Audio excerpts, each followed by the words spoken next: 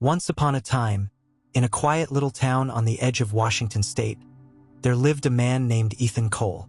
Every morning, he'd walk down Maple Street with a cup of coffee in one hand and that same familiar smile on his face. The kind of smile that made people believe life was simple, peaceful, and good. "Morning, Ethan," the mailman would say.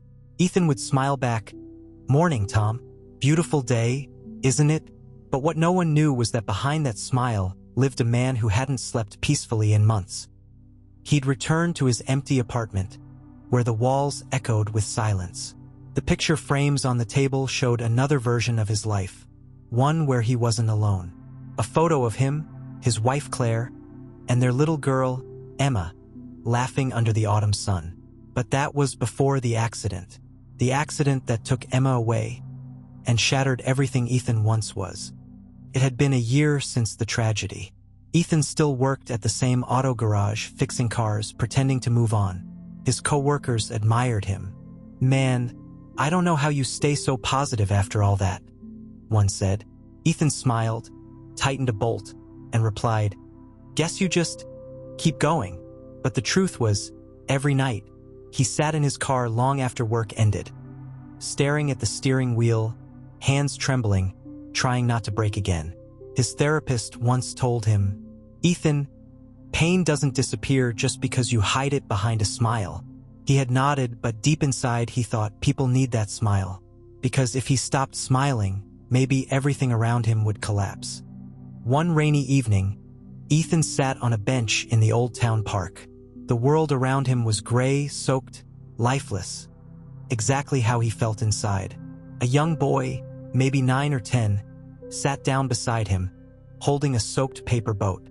The boy looked at Ethan and asked, "Mister, why are you smiling if you're crying?" Ethan blinked. He hadn't even realized tears were rolling down his cheeks.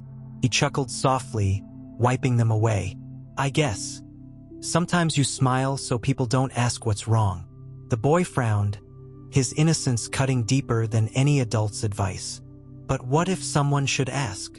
Ethan looked at him, speechless. The boy placed his wet paper boat on the puddle and watched it float away. "My mom says broken things can still float if you don't give up on them." And just like that, he ran off into the rain. Ethan sat there, watching that little paper boat drift away, fragile, soaked, yet still floating. For the first time in months, something inside him moved. A few weeks later, Ethan's boss told him he might have to cut hours at the shop. Bills were already piling up. His therapist sessions, the one place he could breathe, had to stop. That night, Ethan returned home, tired, empty. He sat on the kitchen floor, staring at Emma's old stuffed rabbit, the one she never went to sleep without. He whispered, "I tried, baby.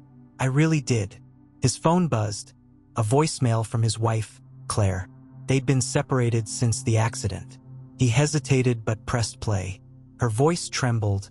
"Ethan, I don't know if you'll listen to this, but I saw you at the park that day. You smiled at that kid, and for a second, I remembered the man I fell in love with. The man who used to make Emma laugh. Don't lose that smile, Ethan, even if it hurts."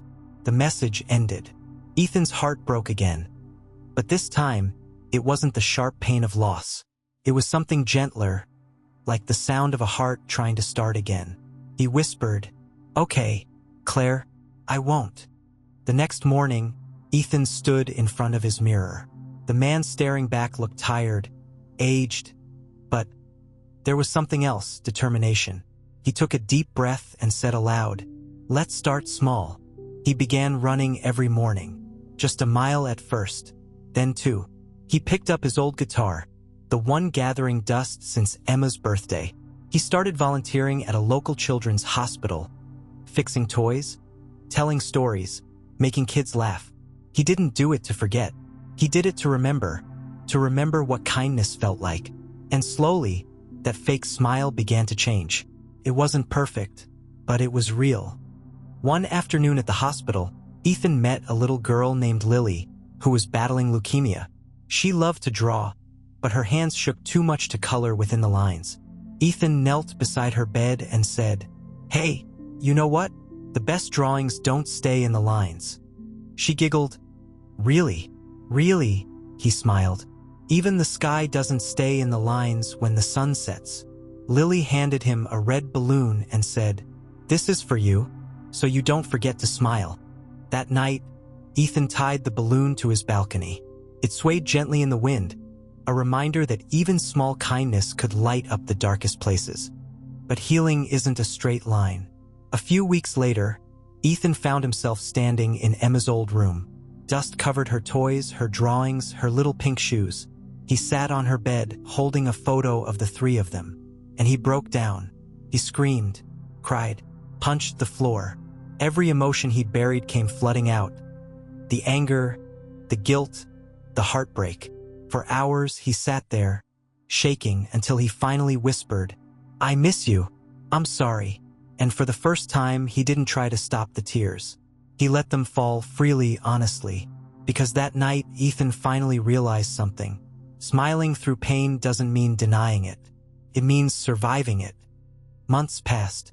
Ethan kept volunteering, working, living. His smile still carried traces of sadness, but it was no longer a mask. It was a message, a promise. One day, he received a small envelope in the mail. No return address. Inside was a drawing, a paper boat floating under a bright sun. At the bottom, in a child's handwriting, it said, "Broken things can still float. Ben, the boy from the park." Ethan stared at it, tears in his eyes, and smiled. He framed the drawing and placed it beside Emma's photo. It became a symbol of pain, hope, and everything in between. A year later, Ethan stood on a small stage at the community center. He'd been invited to speak at a local mental health event. He wasn't a therapist or a motivational speaker, just a man who survived his own storm.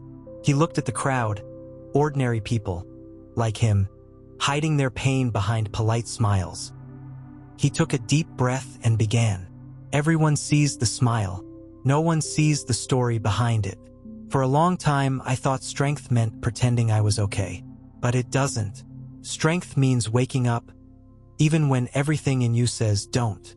It means crying when you need to, talking when it hurts, and believing that maybe, just maybe, tomorrow could still hold something beautiful. He paused, scanning the faces in front of him, people quietly wiping tears. He smiled softly and said, "Don't hide your pain. Don't be ashamed of it. Because sometimes, the most broken minds create the kindest hearts." That evening, Ethan walked to the park again, the same bench, the same spot. The sun dipped low, painting the sky in orange and gold. He took out a small paper boat and placed it on the puddle near his feet. He whispered, "For you, Emma. For every broken soul still trying to float." As the paper boat drifted away, a tear slid down his cheek. But this time, it came with a genuine smile. He wasn't healed, but he was alive. And that was enough. We all wear masks. Some smile to hide pain. Some laugh to silence their fears. But real strength isn't in pretending to be okay. It's in allowing yourself to feel and still move forward.